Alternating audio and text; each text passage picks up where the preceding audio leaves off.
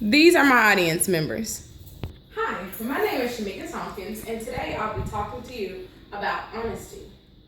Being honest is something that we learn at an early age.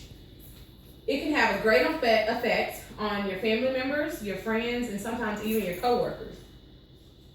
Let's talk about what honesty really means.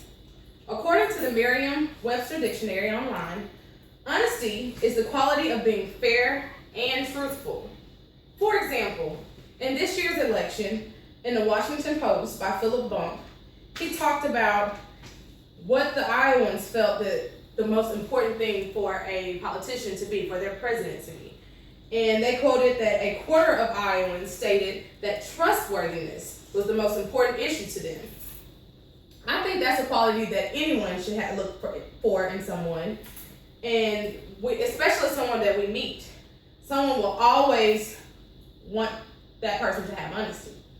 If they were not an honest person and they promised you something, especially a politician, they get in office and they tell you, oh, I promise that when I become president, if you elect me, I'll give you this, and they don't give you that, then you're not going to trust that person. You're going to be pretty upset that you probably even voted for that person. Another reason to be honest is the influence it has on others. For example, there's an academic integrity policy at just about any school that you attend. If someone feels that a dishonest person isn't being punished, and that can lead to others being dishonest.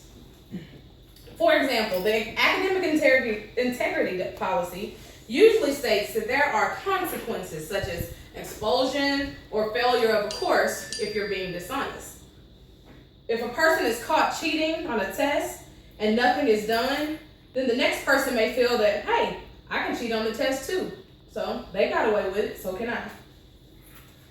Just like I stated at the beginning of my speech, that we learned at an early age to be honest, if our children are seeing us being dishonest, if we tell something and then they see that it is something else, they're going to be dishonest. Those are instances where a person being dishonest can affect another person, a family member, or a coworker. One point a contributing writer, Steve Toback, wrote about on entrepreneur.com was that he had broke the law several times, countless times. Everyone does, he says. And what was he speaking about? Things as simple as speeding. Everyone breaks that law. Sometimes we think in our mind, oh, we're not being dishonest. That's still being dishonest. You're not abiding by the law. That goes back to when we see someone else getting away with something, we think, oh, we can too. Another part of honesty is making decisions in certain situations. If you found out that your tax accountant was being shady, do you fix it? Do you fire him? Or do you keep him? Fire. According to Toback, there are 3 reasons why you should always be honest. It earns the respect of others.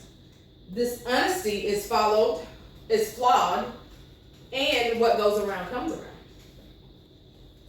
When you're being dishonest in a relationship, you should, when dating a partner lies, when a dating partner lies, it takes time to rebuild that trust. So if you're being dishonest with someone and you lose that trust, it's going to take a lot to get it back. So the point is, be honest from the beginning. Always be honest.